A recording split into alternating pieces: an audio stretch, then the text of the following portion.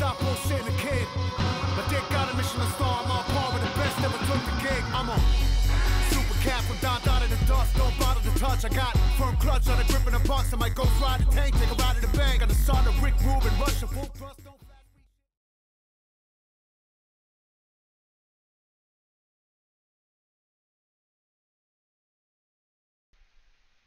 How's it going?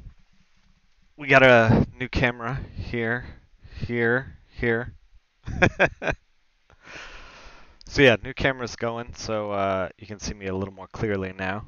Hopefully in the future we'll be picking up a new mic as well, so I'll be a little clearer, but a little nicer audio. We are coloring American Way, issue 2, page number 1.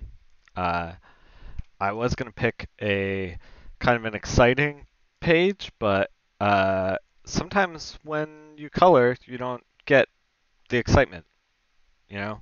Sometimes when you color, it's the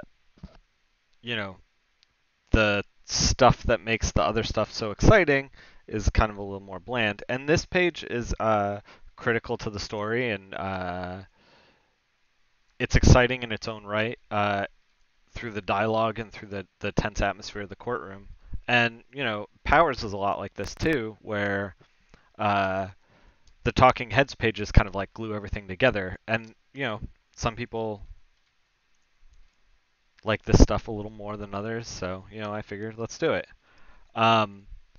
So one of the things that is important to the American Way is we're doing different skin tones for things. We want to do a lot of variation between the black skin tones in the crowd. The crowd's mostly black, so we're going to fix some of the flats. I kind of went in already and fixed some of the flats as I was going. So there's not a whole lot of work left. And these kinds of pages, as I was talking before, are kind of bread and butter of comics that like kind of hold it together. Hold on, I gotta turn my music down a little because it's distracting me. I'm having horns blaring in my ears. Yeah, these kinds of pages, they just because they're a little more bland than the exciting action stuff doesn't mean that they're not an opportunity. A lot of these pages are tougher for colorists who don't necessarily aren't as seasoned as I am, because you give a colorist like a glowing tube in a room or a small fire or something, and they're gonna knock it out of the park. Like that kind of stuff's easy. This kind of stuff is more difficult because you want to take a page that is kind of very visually straightforward. It's a little bit it is what it is. And we want to take that and make it beautiful.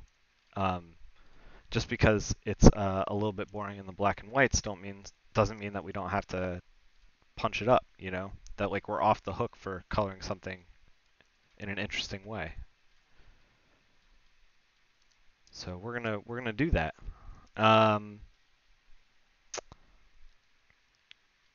I realize that doing the flat stuff is a little bit bland. I tried to do most of it already. This is in Baltimore, and the Maryland flag I added in because details and going the extra mile is important. This book is also set in the 70s, so some of the clothing choices are going to be a little odd. It's a lot of oranges, a lot of beiges. Like, we're just going to orange up that suit. He looks like a creamsicle now, but that's how people were in the 70s. And most of the crowd here is black, so we're gonna darken all the hair in the audience. So one thing I wanted to say was, the audience here, this isn't where we're going to be looking, and so I think I'm going to actually just wash it in a dark color, kind of like bring it forward a little bit. By washing it in dark color, you're creating like a separation of the planes. Um, so I don't know if we're actually gonna tweak a lot of this that much. We're not going to be as careful.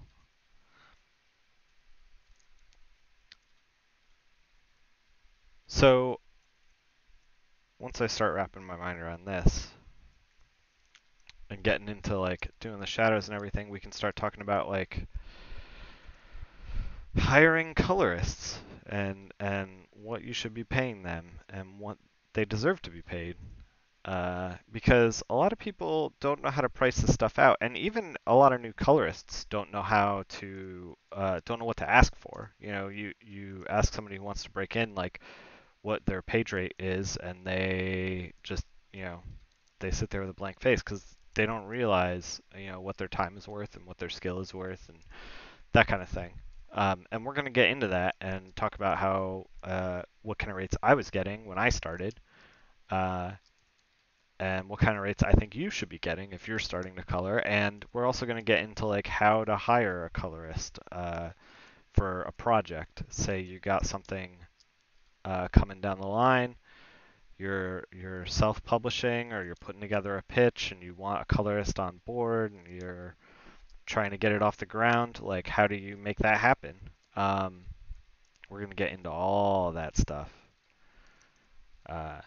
Luckily, hiring the colorist is easy. Finding the money for the colorist is a whole other ball game.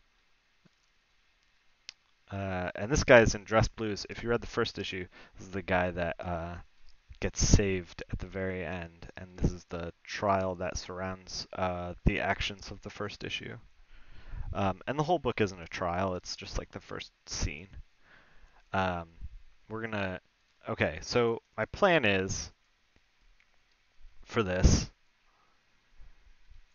is that we're going to have kind of like light coming from the windows. It's going to be kind of pretty. The courthouse is very pristine, so we're gonna try to kind of enunciate that, drive that home, because the world that he lives in is. We want to highlight the duality of the world that he lives in, like the poorer neighborhoods are dirty and dark, and the richer neighborhoods are bright and pristine. And this is not he's not in his element here. And of course, this is going to be probably tweaked in corrections and stuff like that. Everything you see on the stream, everything you see on the stream is later tweaked. George's actually gives me a lot of corrections for American Way, which is more than welcome to take. I think that if you're starting to get into coloring, you should take every single freaking correction you can. Because a lot of times too, it's not like it's like a personal thing. Like it's just I spend a couple hours with the page. After a while, I kind of get blind to what I'm doing, and just having a second pair of eyeballs on it is really, really good. Can see things that you don't normally see. So we're gonna wash it in like a yellow, but only a little bit. It's kind of like the sun drenched of the room, and we're gonna use a bluish for shadows. We're gonna try to do this brown, light blue, yellow kind of thing going on. That's what we're gonna try to do. We'll see if we get there. All right, let's get into the nuts and bolts of this thing. Kind of select the figures and stuff because that's the stuff we're going to be coloring. We're going to be shading down here. And then from there we can get into the putting in the shadows and also figuring out what we're gonna start talking. All right. So you are looking to hire a colorist. Well, first let's talk about what's going on in this panel. Um, so obviously we want people to be looking here at the judges. I don't know, what do you call this? A dais, a podium? I don't even know. But we want people to be looking here, so we're gonna cut that out. Since it's mostly lit and we're not going to be doing a lot of hard shadows, let's kind of like trace out what's going on over here. We're going to add shadows in for this. Let's kind of carefully trace this. So keep in mind, we're going to have light source coming this way. So we want, let's say this thing is raised up a little bit. Kind of. So it's casting like a little bit of a shadow, and this is casting a little bit of a shadow. Oh, alright, well. And if the light is mostly coming from the windows, then the wall that the windows are on is going to be the darkest wall. So let's make sure that that happens by keeping that selected for the shadow. Okay, so as I'm doing this, I'll start chatting with you about hiring colorists. So I'm part of a little colorist DM group on Twitter, and like a week ago, they were talking about uh,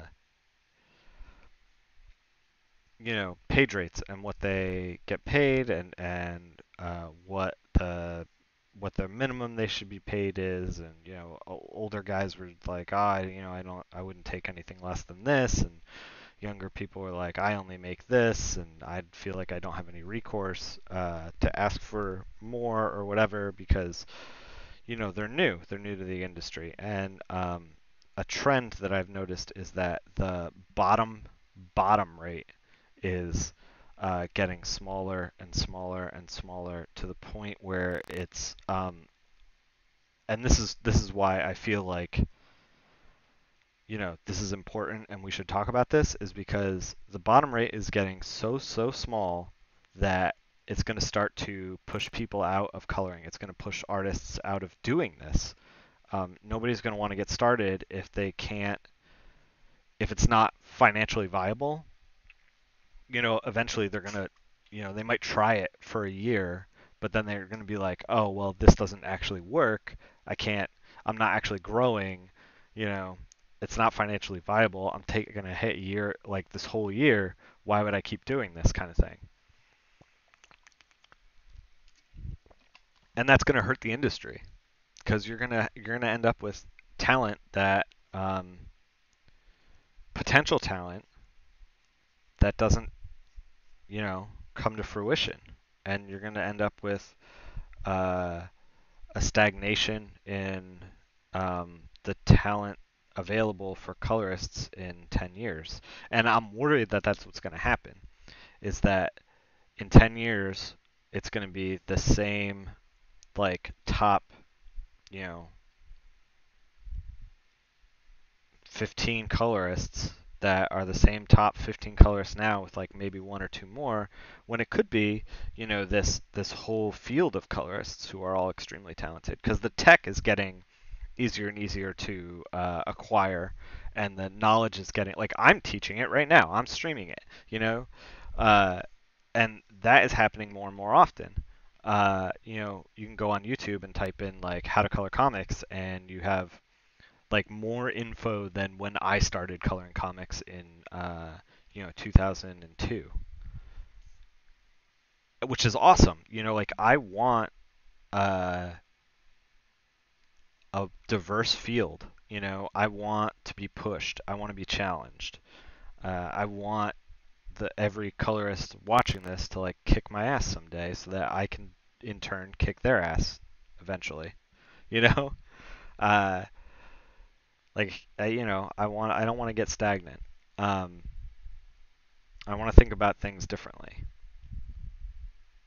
So, and that's my fear is like if we're, I've seen some bottom rates that people push on colorists that are like, you know, $20 a page, which is might be like, well, this is all we can afford, $20 a page, take it or leave it. But like, you're doing not only are you doing like yourself a disservice, because you're probably not going to get somebody who's dedicated to your project, who's not going to do as great of a job, but you're also probably going to you're hurting the industry. And if you can only afford $20 a page, maybe you can't afford to put your book in color. Like sometimes I totally understand companies being able to afford a certain amount of rate because they have an expected amount of you know units they're going to move, and they've crunched the numbers, and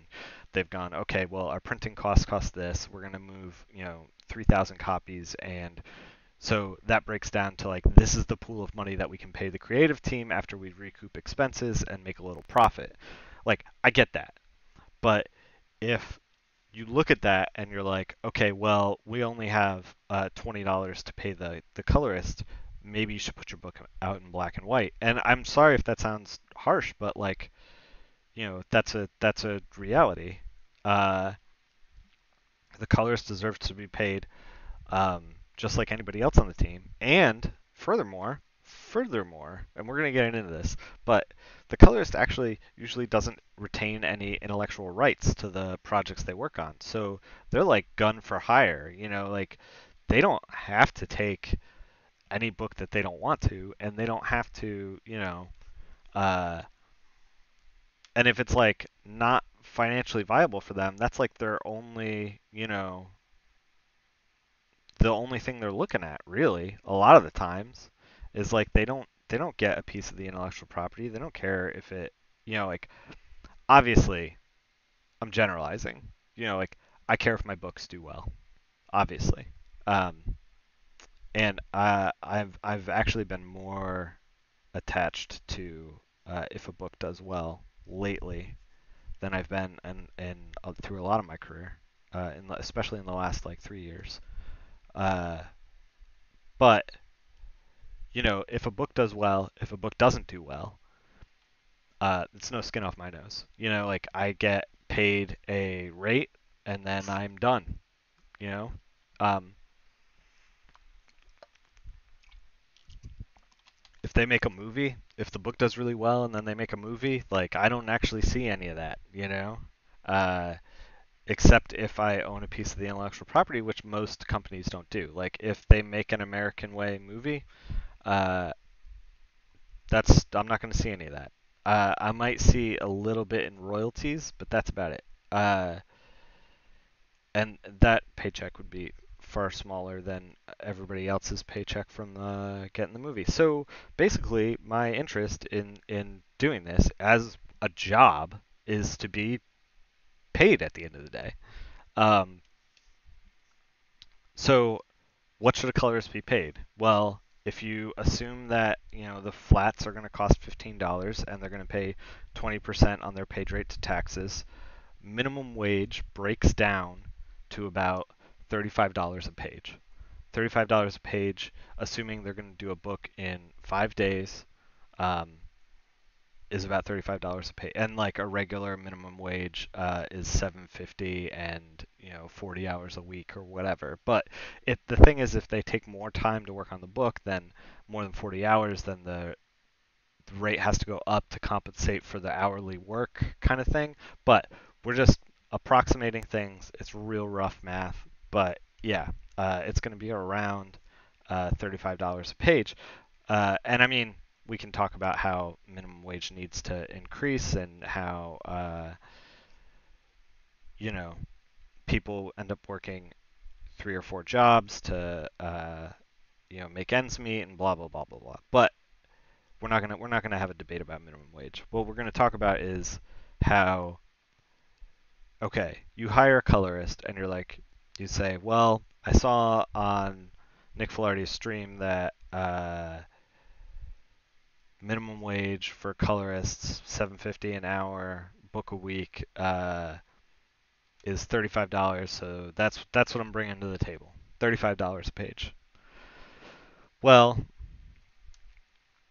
it is minimum wage, but the thing is, when you work a minimum wage job, you end up, uh, you know, working more than 5 days. You come into work every day. You have job security, presumably. Uh, you're gonna be there more than just the 5 days. You're gonna come in week after week, and part of the X factor with coloring is that like a book takes me about 4 days, so maybe five, depending on like how life throws you curveballs and you go run errands and you have to do corrections and blah blah blah. Like miscellaneous stuff. You end up like having to do some covers along the way and blah blah blah blah blah. So 4 to 5 days. I can do 4 books a month, which means if I don't have 4 books a month, if I'm starting out and I am able to book 1 book a month, then $35 is not minimum wage. And so, you start to get into this area where it's like, well, okay, I don't want to pay a person to not work, but it's like, if you're not hiring the colorist if they're not working on 3 books or 4 books a month at $35 a page, then they're not making minimum wage. So I think that the minimum should be 60 a page. And we're talking like someone who has established themselves as like somebody who can hit deadlines, blah blah blah blah blah. Like if you're hiring a colorist who is totally new, totally fresh, they just come to you with a portfolio and they're like, I want to start coloring comics. Pay them whatever you can pay them. When I started, I was doing 1 book for $60 a page and 1 book for nothing. I was doing it totally free because I needed people to take a chance on me. And I'm not faulting anyone for doing that. Like you do what you can when you start out. But if you've worked for a couple of years or even a year and you've been cranking out stuff for a company on time and it looks good and they're still giving you like 20 bucks a page, like you need to freaking riot as a colorist. Like that is totally unacceptable. The reason that I think it should be 60 is because if this is going to be your job, you need to have a coffer for when you can't work. And if you're at $35 a page, you're never going to build that coffer. Which means that you can't actually make a living at this. Like there's going to be fat months and lean months. It happens with all freelancing. So it's something that you got to think about when you put together a book. If you don't have 50 or 60 bucks a page, you're not going to attract top talent or even medium talent. Like we're talking like, middle of the road talent, because they need to be paid enough to justify doing the work in the first place.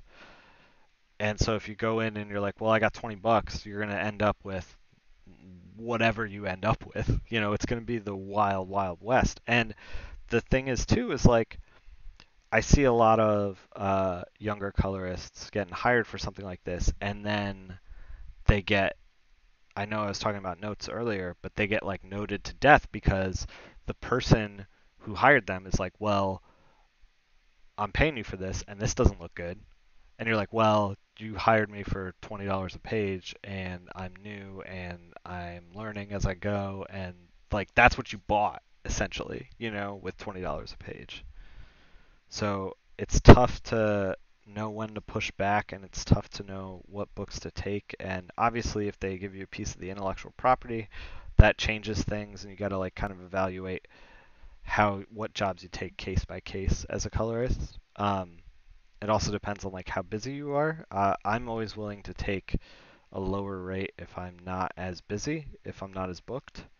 I don't know what is going on with this face back here. But yeah, I think that colorists should be bottom line, like start rate is 50. I think 50, you can pay your flatter on time. You can put a little bit into savings for when you're not able to work, and you can still make a living. Um, Curiously, if you book two books at $35 a page, minimum wage, we were talking about how you take $15 out for taxes, or for the flatter. If you take that same two books and I'm also assuming 20 pages in an issue.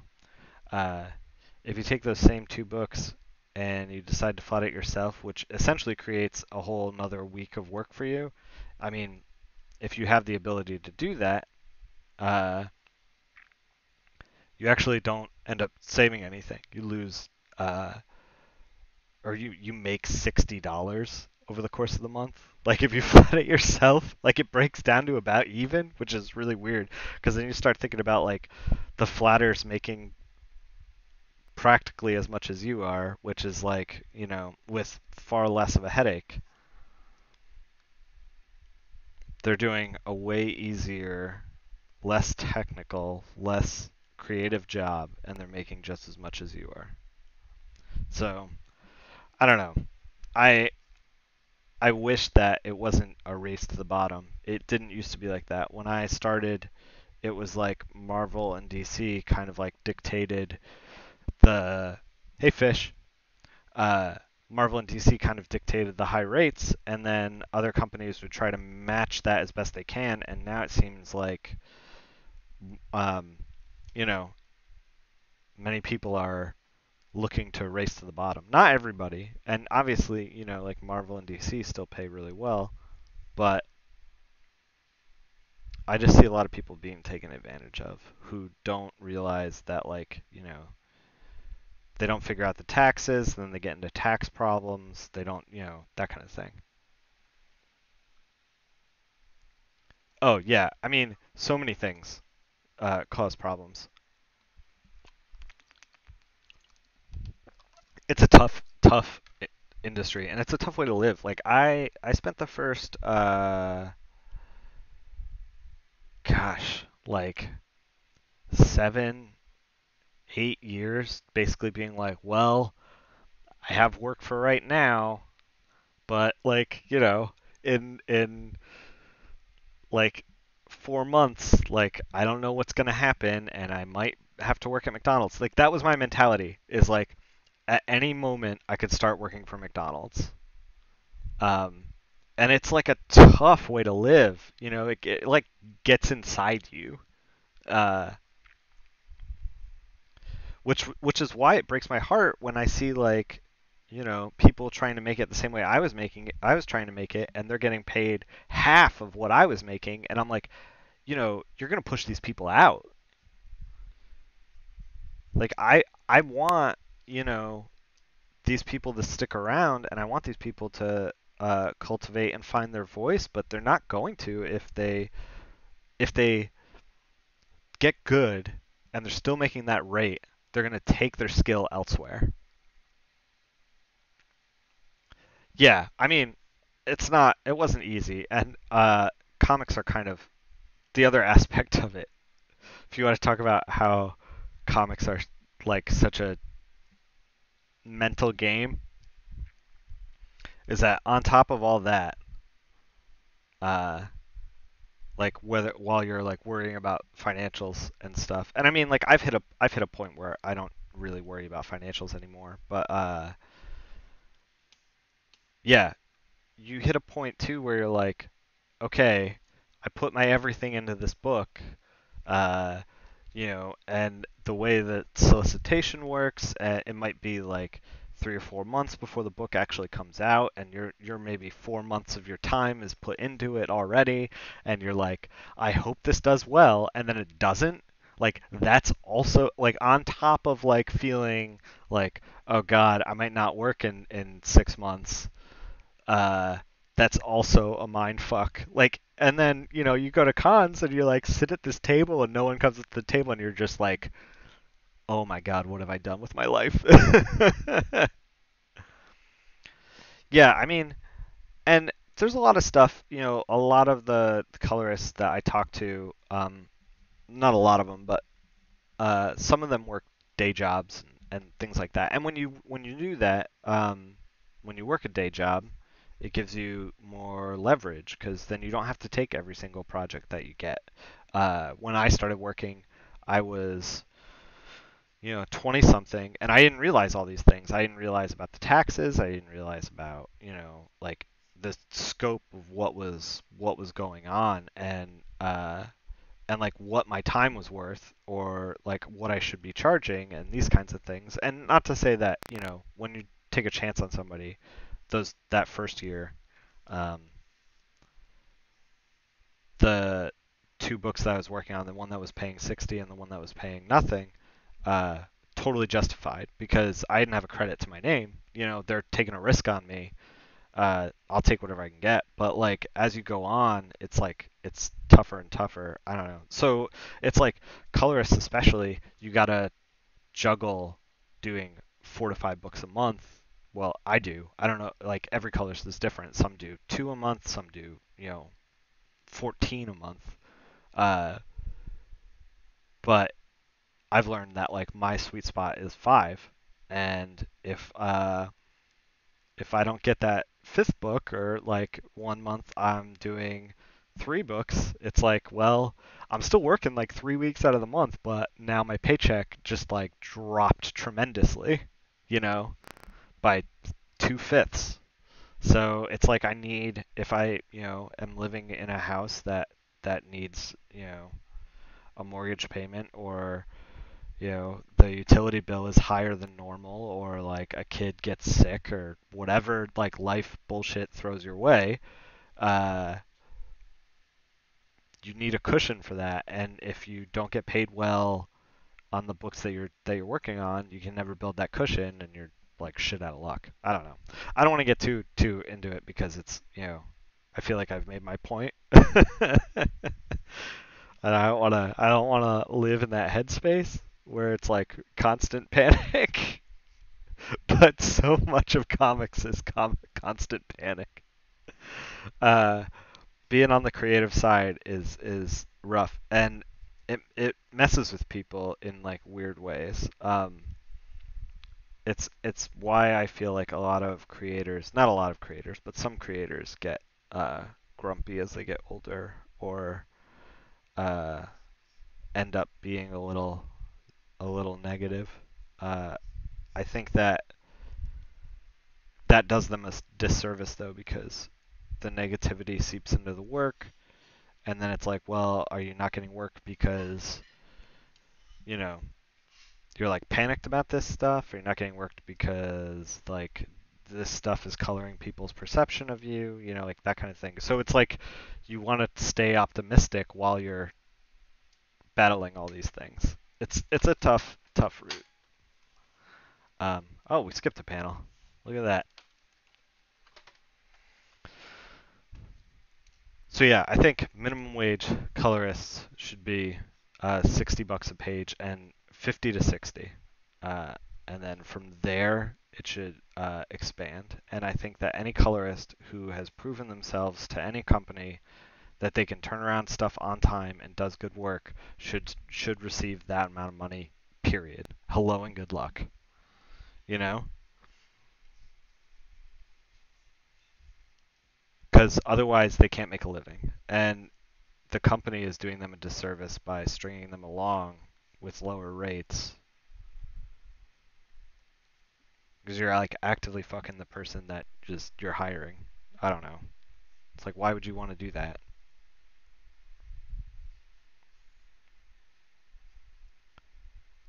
So this guy has like a weird shape on his face, huh?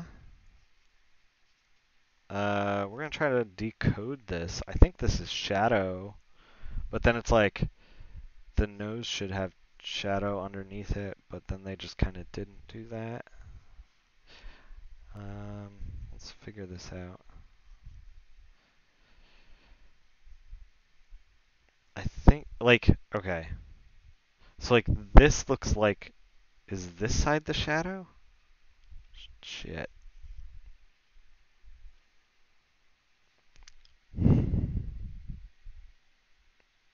This is a mind fuck. Because, like, if this side is the shadow, the light source is coming this way. Alright, well, this kind of goes against what I was doing with the windows, but, and I feel like the artist, well, no, he lit them that way. But then he lit this guy this way. Yeah. So this is, he is sitting here. So like it should be going this way. So it should be on his left. So now it's on his left here, which means it's on the judge's right. But now it's on the judge's left. So there's like a weird, uh, yeah, unpaid interns are a great way to have legal slave labor. Thankfully, that does not happen in my industry. I've thought about hiring an assistant to teach them how to flat pages. I think I want to work up to that. Teach them how to flat pages and run like an Etsy shop and do a couple other things. But they would be paid. They'd be paid more than minimum wage because this shit is rough. But I'm not. I'm just not quite there yet. We'll get there. Yeah, man. The world. I feel like when you're a kid and you're out of college, and especially in like uh, a hip quote unquote industry, like yeah, Shadow's weird. Uh, a hip industry like video games or you know what? I'm gonna go rogue on this Shadow. Um, a hip industry like video games or tech or uh, even fashion. Like I've had friends who are in the fashion industry who just get like chewed up and spit out. Like the turnover rate is like crazy because they realize it's like it's cool to work for a fashion industry. So in like home offices and stuff, so they you know they realize that they have like a glut of people who would happily do the job at a certain price, so they never. And then these people are also like straight out of college. Yeah, yeah, exactly. So these people are straight out of college, so they're like, you know, we'll these kids don't know their worth, so we'll exploit that in some capacity. They don't know how the world works yet. Uh, I mean, I can't complain too much because I'm here at this point, and I've been successful, and I'm so blessed to get there. You know, like very very lucky. Uh, oh yeah yeah yeah yeah. Nice relaxing. Watching a page unfold, talking about high stress life. Yeah, Nintendo takes, but like Nintendo does the same thing that like freaking any company is doing that is like hip and cool, you know? Like they have kids that come in and work for like nothing, and then like when those kids leave, it doesn't matter because like there's like six more kids that want to take their place. So, you know, I don't know. I don't know what the solution is. The solution is like kids need to realize what they're worth, and they're worth more than they think they are. Um, and the only way to really arm them with that knowledge is to educate. And you know, when I went through uh, art school, we didn't talk about this at all. Like we just like did drawings all day, which is fine, but like it would have been nice to have somebody come in and be like, okay, look, like the world is when you get out of here, uh the world is gonna, freaking chew you up. Like this is what you're worth. Um, and that's like a freaking like 5 minute conversation. I don't know why art schools aren't doing that.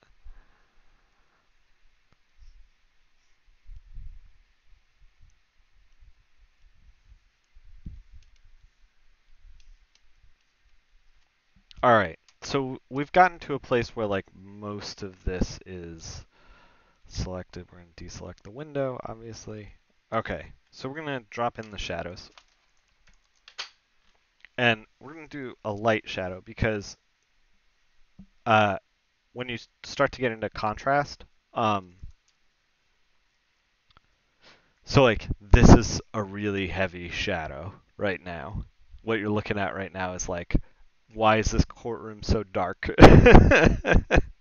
uh, so like, you know, it it needs to be yeah.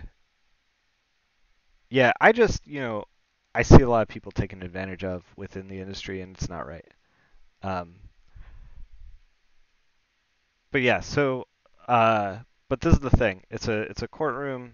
It's this doesn't look right still. This guy down here is still kind of weird, but we're going to roll with that. We're going to fix that later. Um it's close enough for now.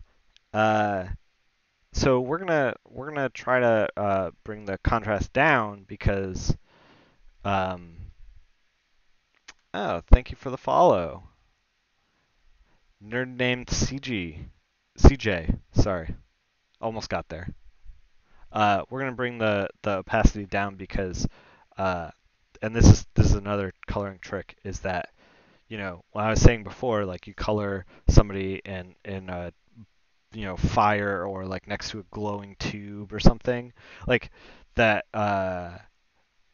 When you do that, you do a high contrast so that it's like they're like intensely lit, but it's like, you look at the camera right now, like we don't need hard shadows on like my skin tone because it's well lit, it's, whatever.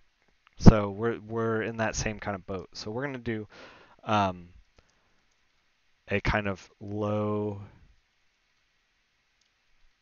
uh low contrast, and we're going to warm up the skin tones a little bit and warm up this guy a little bit. So even that's like, I feel like a little too, and especially since like what's going on his face doesn't really make sense to me, and it's my job to decode it. Like the less contrast we do, the more we're gonna get away with. Uh, we're gonna pull a grad through him so that you see now it's like he's less contrasted. He's uh, you know less hard light on him, so he's we're getting away with more in there. And all these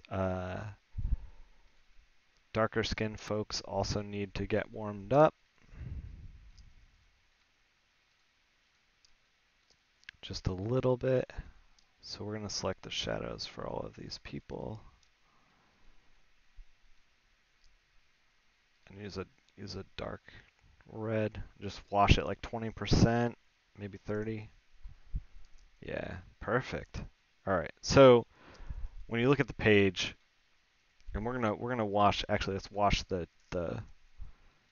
courtroom a little bit. The front here. We're going to wash everyone in the front with like a blue because we want to kind of set it like a stage. If you ever look at, we want to create a foreground, middle ground, background, kind of. Uh, and we're going to do that by kind of just like washing. What is happening here? Well, that's something.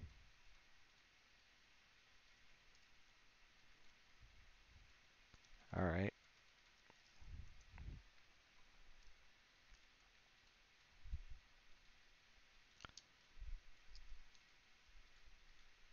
Yeah, so I haven't really. I've gotten into like how much you should pay a colorist, but I haven't really gotten into like how to actually find a colorist. Uh, I go to a lot of shows and I see a lot of like this one guy who walks around shows. I'm sorry for calling this guy out, but dude, you gotta stop. He wears a hat that has on the top of it a word balloon. Yeah, glitter hair McGee.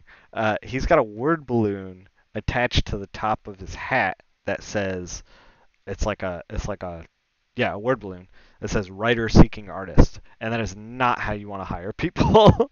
Like do not if I was a competent artist, I would not work with that guy. And I see him at shows like all the time.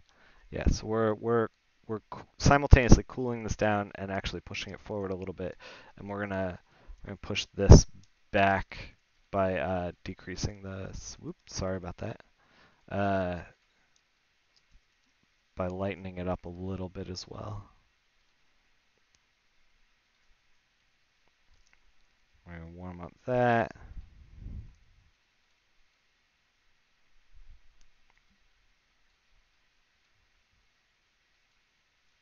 Um, so what you want to do is once you start like putting together a project and you're putting together a pitch and you're like, I want to get this pitch colored, and we're warming up the room a little bit because it's going to be lit by a lot of like warm light. Um,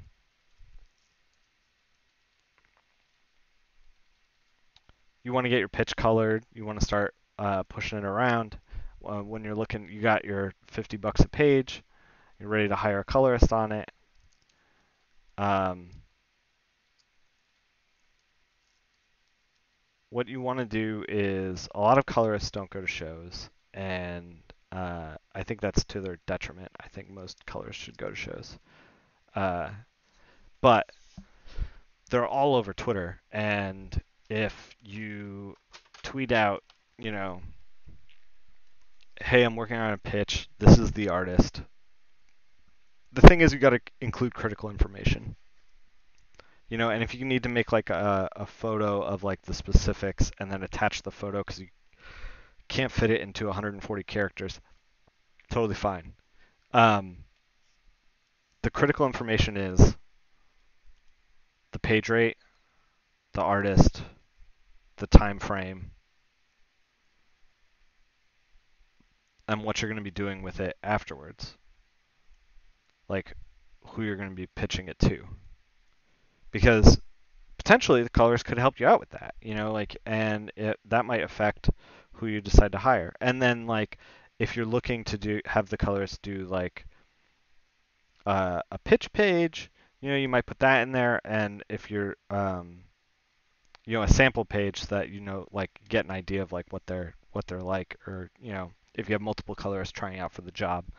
Uh, and then you just like float it out there on Twitter.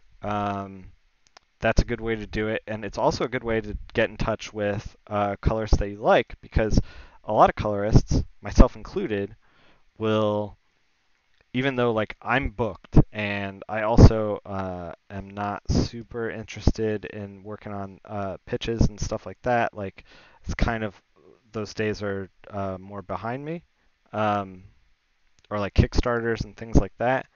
Uh, but I know a stack of colorists that would happily jump at this.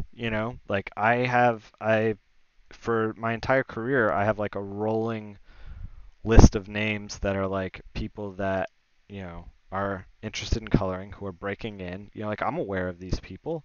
So if you end up tagging me in something, or like asking me, like what do you know any good colorists? I'm looking to work on a project. And if the project is legit, if you're like, hey, yeah, I'm going to spend, my. Well, before we start to actually tweak that, let's do something here. So I wanted to make kind of like the skirt here underneath the uh, molding, maybe like a greenish, because I think that'll play well. And let's kind of green it up a little. Uh, but yeah, I mean, any colorist that you like, it's a small industry, and we all know each other. Well, most of us know each other. Uh, so if you come correct, like you'll find somebody. We're not trying to hide.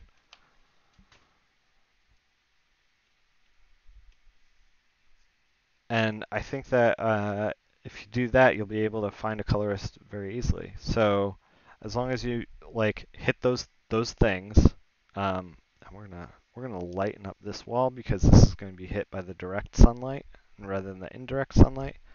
Um, you'll be able to find somebody for your project, and I think you're somebody you'll be really happy with. Also, I'd say a friend of mine actually just got asked to be hired on a project where the colorist took an advanced and then just basically didn't show up, and then they hired a second colorist, and because how many hours do I work every day? Probably like 10, maybe more.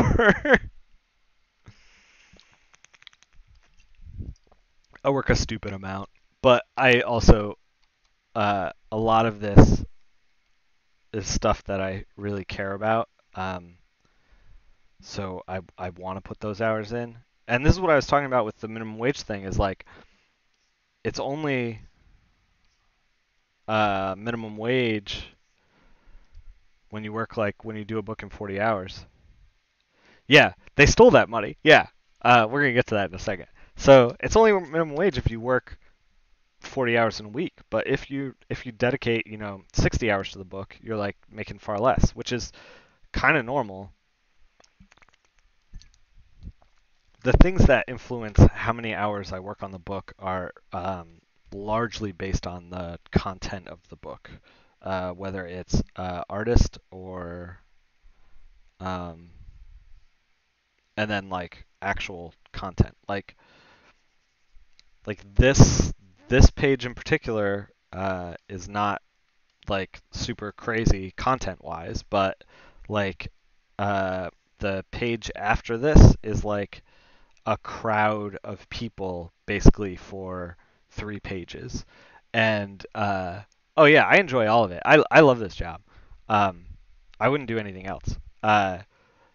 So yeah, the next page is like a crowd of people for like 3 pages, and that might actually take me a little bit longer than like an hour or two. I don't know what we're up to right now. We're at 56 minutes, and we're like kind of closing in on this thing. So yeah, like this page took about an hour, but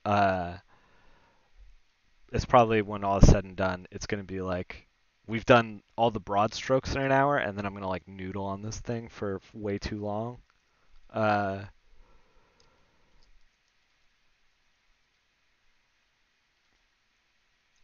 yeah. So yeah, the person basically like took the advance, the I'm not gonna say how much it was, but it was a decent amount of money, and then just kind of booked it. Realized I don't know that they couldn't have done the job or they already spent the money, and whatever for whatever reason it like didn't pan out the way they wanted. Um, and they definitely scorched that bridge, and it happens, and I don't know if that person's going to last very long in the industry or whatever, but like Bane's coloring corner. Yeah, I don't know. I don't do any of the backup stuff. That's all DC. They've been like crushing it though. Uh, but yeah, so then when they hired the second colorist, suddenly their budget has shrunk because the first colorist fucking robbed them. uh, I don't. I forgot what that story was in reference to now. I'm a little distracted. But yeah. Oh, so when you hire a colorist, what I was gonna say is, I don't think I've ever done a job with an advance before, and this is a disconnect with the book world, and we can talk a little bit about that too. Is that the way that like the library system works, the literary world, um, is far different than the way the comic book world works. When I do a job, I get paid upon completion. And that completion is totally up to me. Like after I get the pages, like if I turn around quickly, I get paid quickly. If I turn it around slow, well, like it is what it is.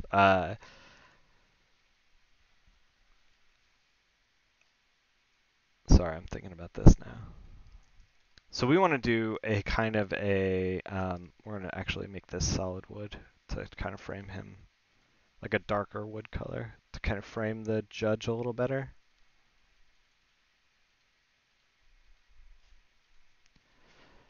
And the stuff that I did around here, we're going to polish up a little bit.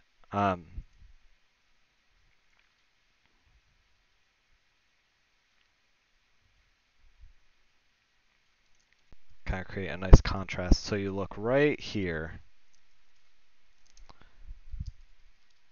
We're gonna do a little gestures on them as well. We're gonna push back the people in the background here as well.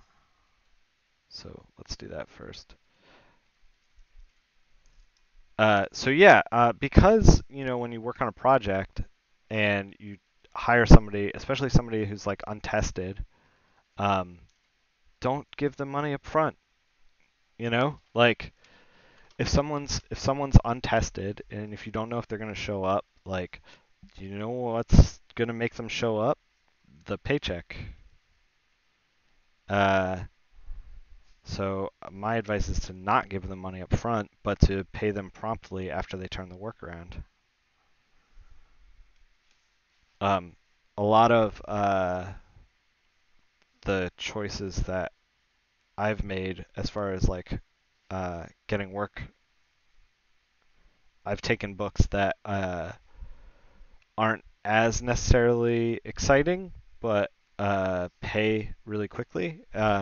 Sometimes for better, sometimes for worse, career-wise. So we're gonna push these people back, but we're not gonna push them back that hard. Yeah, that's kind of where we're at. Um, and like all that kind of stuff is about just like navigating your own way through the industry. That comes with experience. But yeah, if you're looking to hire colorists, and especially if you hire somebody who's untrained, like and you're like, I come from the book world, so people get advances. Like that's not the way it works. Like if somebody's hitting you up for an advance, be like, do the work, and I'll give you what the work is worth. Like what we decided on. Because you're running the risk of somebody just like ghosting.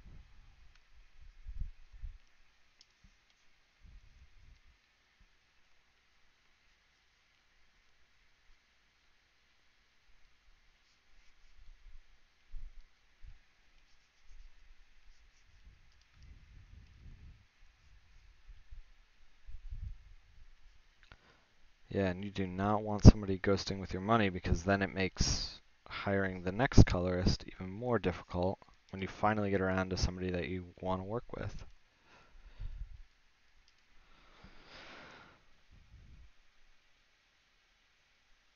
Current artist is too swamped. Yeah. I mean, I'm sure if you put the call out on Twitter and like I'll retweet you. I'm sure you can find somebody. I didn't realize. I feel bad because like not that I'm really making emotes or anything, but like the one emote I made, I didn't realize you can make it at different sizes for Twitch.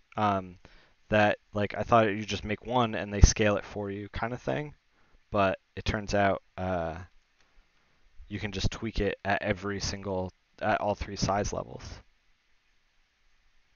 This guy's got like a weird lemon lime shirt that I kind of love. I love this color. He's also got a tie. I didn't notice that.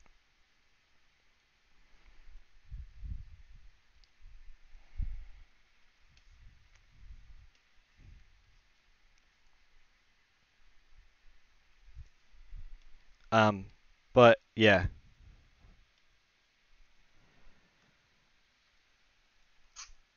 Yeah, I mean, a lot of that stuff too.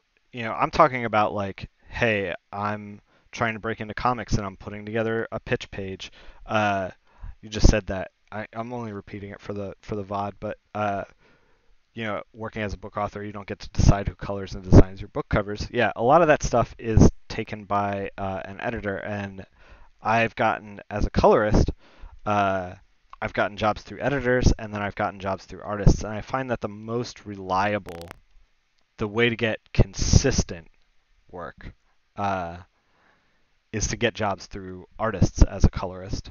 Um, that if you find an artist that likes you and likes your work on their work, they will hire you for other things, and they'll push for you. Uh, so that's important. Like I've been working with Mike Oming for a really long time, and I think that the relationship that I'm cultivating now with Jeremy Hahn's going to actually go for a really long time as well. We're putting out a book called The Realm, uh, and Matt Wilson has been working with like Chris Somney and Cliff Chang, or Chris Somney, Cliff Chang, and Jamie McKelvey for a long time, and so like as long as those guys get work, colorists will get work.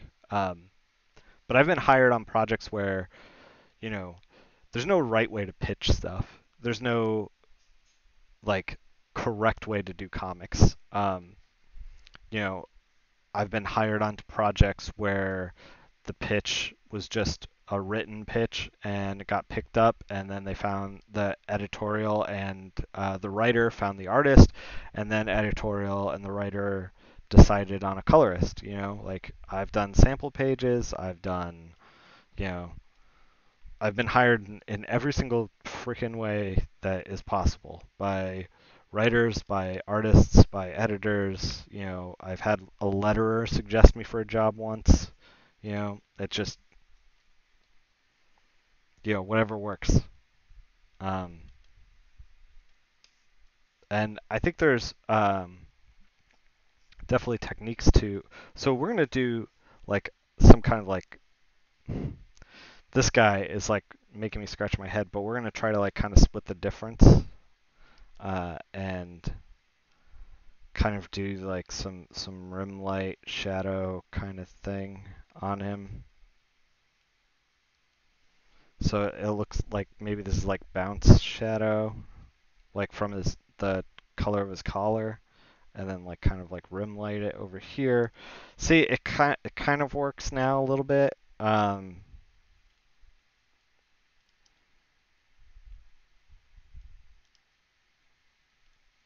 Yeah, this is working at least a little bit better than it was before. Man, that was a head scratcher though. But that's the kind of stuff I really like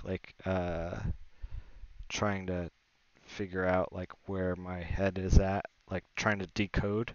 Um,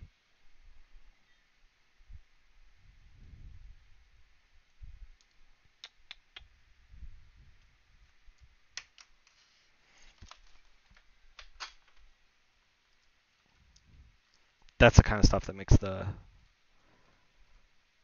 coloring interesting.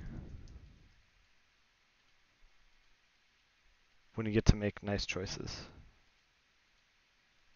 All right, so we're starting to get to the point where we can. I'm gonna tweak the judge a little bit, like just add a little bit of detail to him, and whoop, we colored that for some reason. We're also going to here make this a little bluer. Whoa! Apparently that is also the eye color. Let's fix that. There we go. Make that a little bluer. Wash this stuff. So like this kind of just got gestured in and like it kind of disappears at the top. So let's make it disappear in the colors. There you go.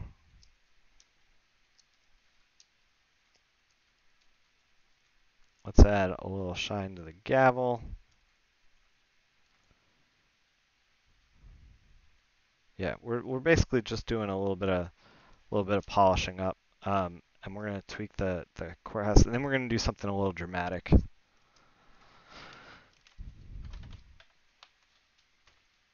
By the way, I apologize for not doing a Last of Us stream last week. I felt like with San Diego Comic Con going on, uh, and I was getting slammed with work, it was like tough for me to um,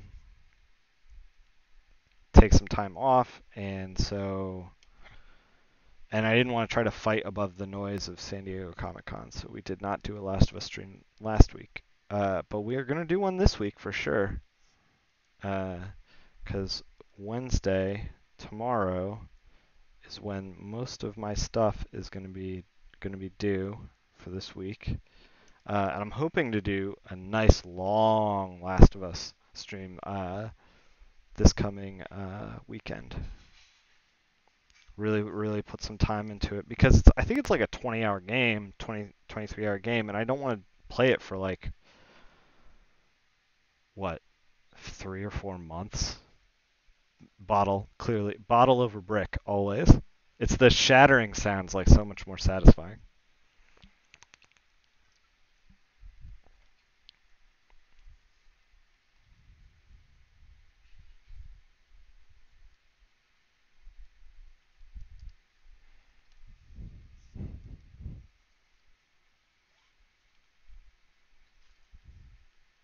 I wish you could somehow increase your bottle inventory in that game, but maybe that would be game breaking. Since so much of the game feels like, how do you get around this person? We throw a bottle. Um, all right, let's tweak some of this.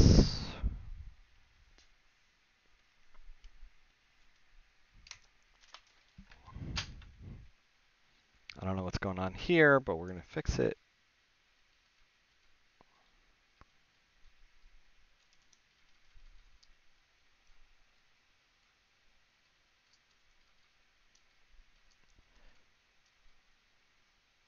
Yeah, exactly. Yeah, some things when it comes to streaming just like take far longer. And part of the reason why I wanted to do games too is I wanted to huh,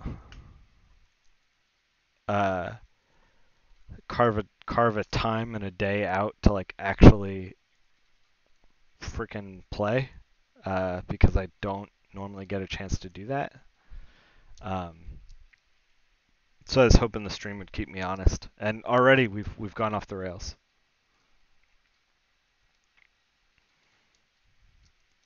I know.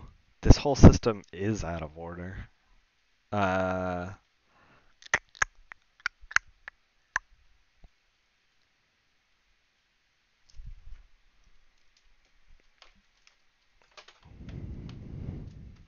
so what do you guys think? Do you think he's guilty, not guilty?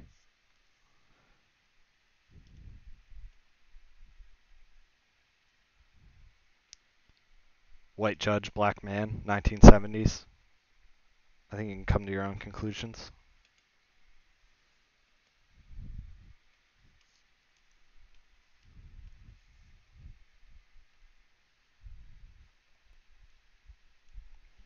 So we're just gonna kind of gesture in some highlights into the crowd, not really spend a ton of time on this, just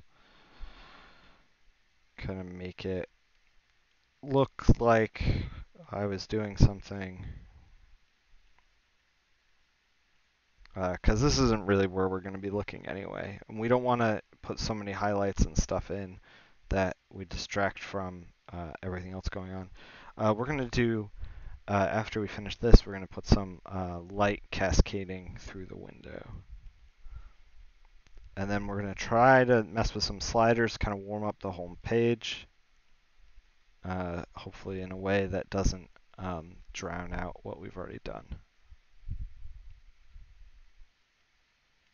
Yeah, so there you go.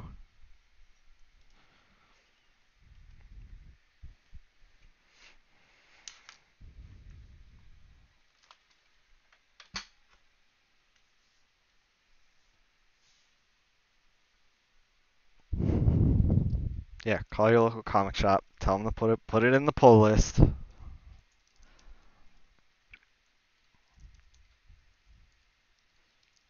All right. Um, let's actually, because this stuff back here doesn't, or these panels don't really interact with the window at all, so we're gonna blue up the background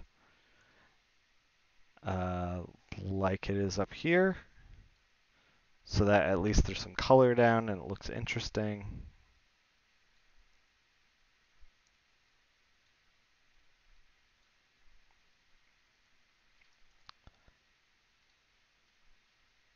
And we'll do some intense color here because the guy's clacking down. We're going to punch out the line art.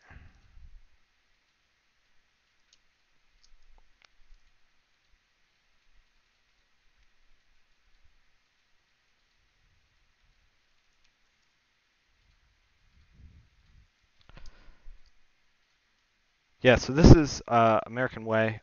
First issue just came out. It got featured at Comic Con just recently.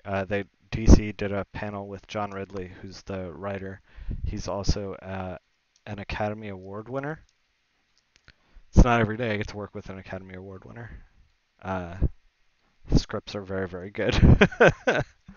Yeah, we're not gonna mess with that clack because we kind of want to make it seem like it's solid. Yeah, let's put the shine through the window. First, let's select all the black. And is this threshold? No. So we're just gonna leave it like that. We're gonna select all the black and kind of do what we call super blacking. We're gonna put 80, 60, 40, 100, fill it on a separate layer. So now when you look at it, there's like a little blue under all the black, which will make all the black look very, very black when it goes to print. But we're going to tweak that in a second, and I'll show you why. So this is the flag. Yeah, that's the flag that I added. Okay, so we're going to do a new layer, set it to screen, and we are going to have some light cascading in through the window. And maybe it's like that. That looks about right. We don't have to be super accurate.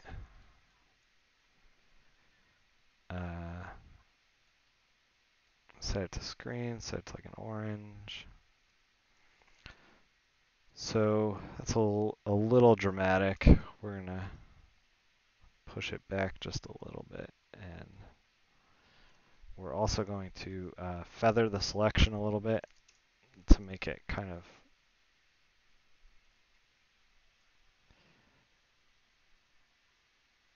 more the glow of the tablet on camera. I got a new camera. And I also lit myself a little differently than I normally do. You can also see the background. You can see all these goddamn video games behind me and all these comic books over here.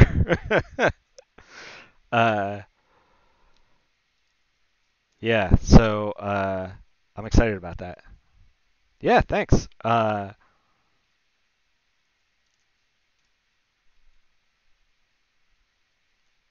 I thought, if I've been streaming for a couple of weeks and things were going well and I was kind of sticking with it, so I might as well upgrade some of the tech. I want to get a mic in a little while. So, we're going to up the audio quality in addition to the... Thanks. We're going to get up the audio quality. We're going to up the audio quality in the future. So, on like a summer day, you see like the light cascading in, and you see like kind of dust particles in the light. So we're gonna try to do that as well. And these again don't have to be perfect because we're gonna put down all the marks and then we're gonna take the eraser and we want a chunky eraser to kind of just get rid of some of the mark making that's happening. Keep it randomized a little bit. Yeah. Yeah, so now we have this like gold, brown, blue thing going on. Yikes.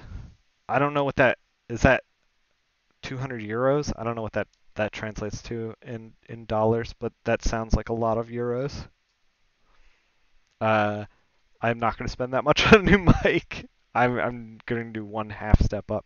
Oh, we're going to see, this is what I'm talking about. I'm going to do like a bunch of noodling. Like, oh, I forgot to do this thing. Oh, let's do this thing. So we're going to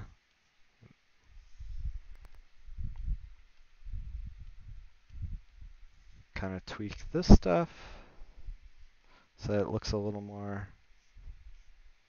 thought out.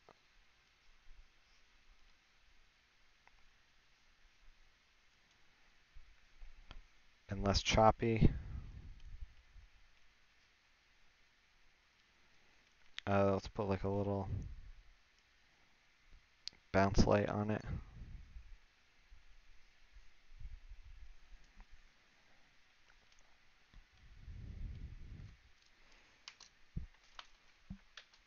All right. This guy is looking like he's competing for everything that's going on in the scene. So we're going to drown him out a little bit.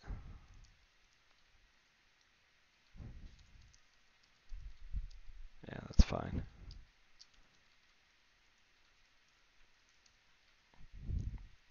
We're going to put a little shine on the eagle.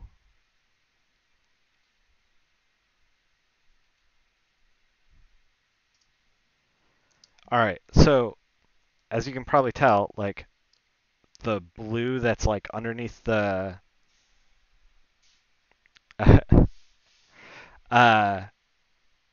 yeah.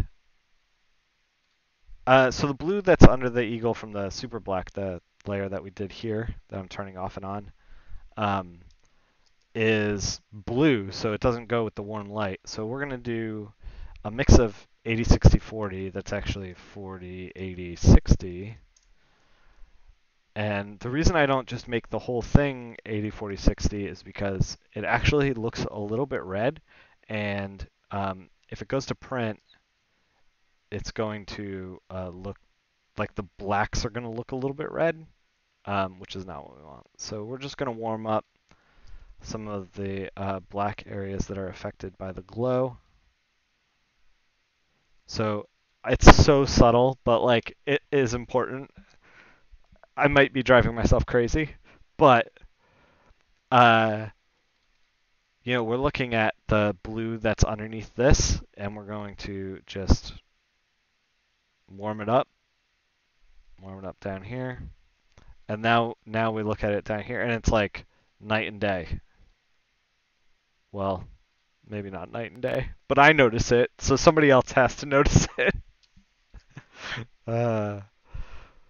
So we're gonna also, because we don't want you really looking up here, we're gonna drown out these guys by coloring the line art. Oops. So that they look like they're more recessed, or less recessed, more shallow, more just like kind of shadows on the top here. This is all just like stuff that I've thought about, afterthoughts. All right, we're starting to look good.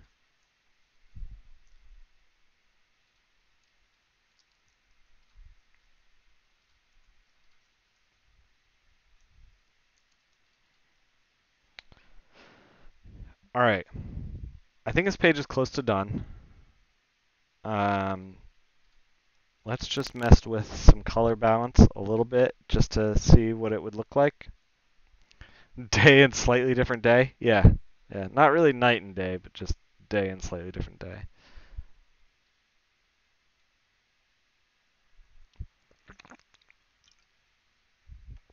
So that's slightly warmed up, but it's still Baltimore. It's not like it's Kansas. So maybe that's like cooled down, which is actually kind of interesting,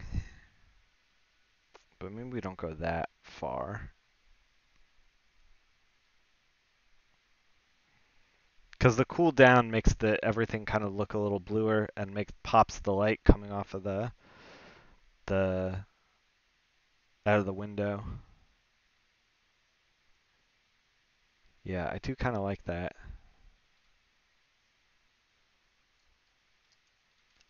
We're going to, because we don't want you, right now it's kind of like when you open up this page, you look like you're looking here.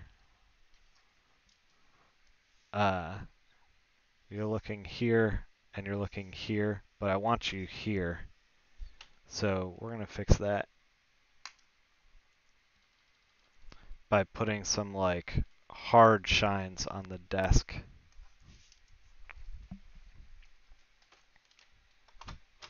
And then I think we're wrapped. And what's our time at right now? 124? Yeah. So yeah, this is kind of average for how long something takes me. But the thing is that like, you know, every page doesn't take me an hour 24. Um, I wish that were the case, but like there's a page in this issue that is him in a burning building, and it's like you wanna nail that. Like that, the burning building page is so much more important than the if the courtroom looked nice. You know, if that does that make sense? Like you wanna nail that. It's like a dramatic scene. It's dramatic entrance. This they're gonna be like, this is important. I'm not saying it's not important, but what I am saying is uh, that like the moment that people are gonna remember from this scene is in the dialogue. So the art is a little less important. But we're still going to make it beautiful. It doesn't mean we're not going to make it beautiful. So yeah, put a little shine on the desk. I don't know if that looks totally right, but we're gonna roll with it.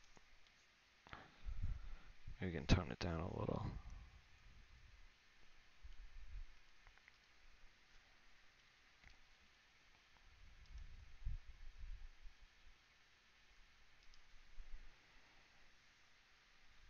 We can also punch out the line right here to make this look interesting. Whether or not it's totally accurate, like you want to keep it interesting over accuracy.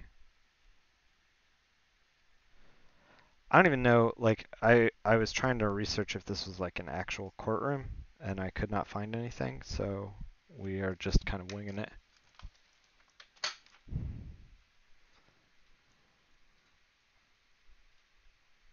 And we'll do the same thing we did up here.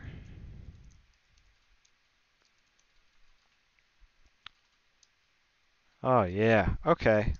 So now like the goal is to make it like you read the page left to right, and now you're kind of reading the page as like, oh, light streams into the window from the window to the courthouse, to the judge, you know? Like this is where you start, this is where you stop, and then you move down. So I think this works really well. Uh,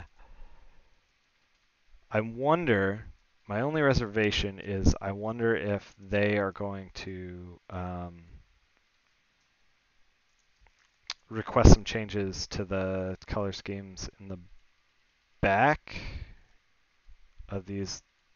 This is the thing. Is like this works so well that like now this doesn't work kind of as well, but I think that it's fine because a lot of this is going to be covered by word balloons.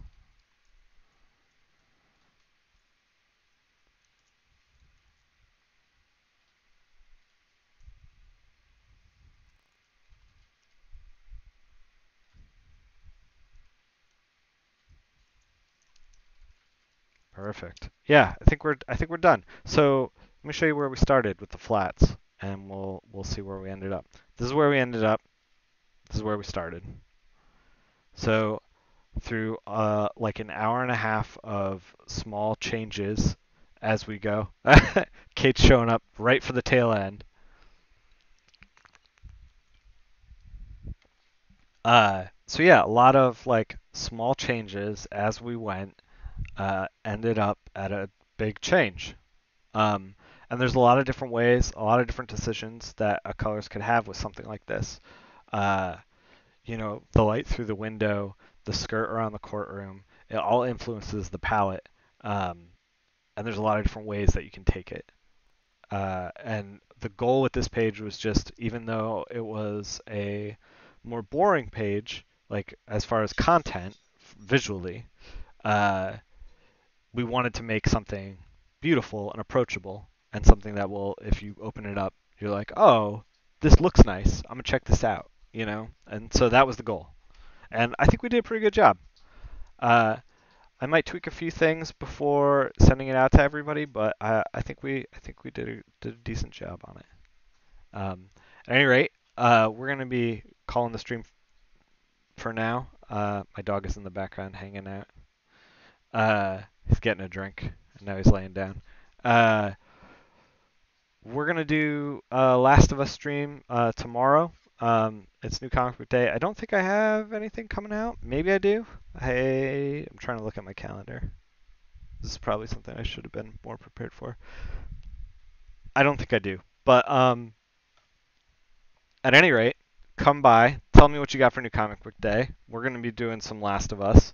Um, and then hopefully this weekend, we're also going to be doing more Last of Us and maybe doing another stream, maybe a guest stream, maybe. We'll see. My buddy Matt Wilson just won the Eisner for comic book coloring. It would be nice to have him on and chat about the Eisners. I think that'd be kind of fun.